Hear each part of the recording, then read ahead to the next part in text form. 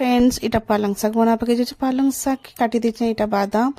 आरु तुमर चना दाल के इटा भाजी दउछन टिके इटा टिके लहसुन और जीरा दे दउछन तापरे शाक के टिके भाजी कर बाहर कर देम आ याडे प्याज छोट छोट कर कटा हे जोचे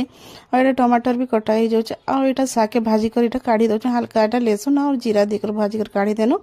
तापरे इटा बादाम और चना दाल के आमे ग्राइंडिंग करी देनो तो तापरे आमे इटा टिके लहसुन आउ मिर्चा प्याज को टिके लाल कर भाजी दमा आलू बैगन इटा दे कर इटा बने दउछ आलू बैगन आमे हमर ये रे दउछु आपण मान को जदी नहीं देबार अछि तो आपण माने आलू बैगन नहीं दे पारबे काकन हमको इटा भल लागसी बोली हमें देनो तो फ्रेंड्स इटा हल्दी मिर्चा गुणा और जीरा पाउडर अदा लहसुन पेस्ट दे करी टमाटर देकर और इटा जेना हमें चना दाल और बादाम बाटी थिनो दे देनो तो फ्रेंड्स देखुथिबे पूरा लदबद टाइप रे हे गेलो तापर इटा हमें साके जेन भाजी कर काढ़ी थिनो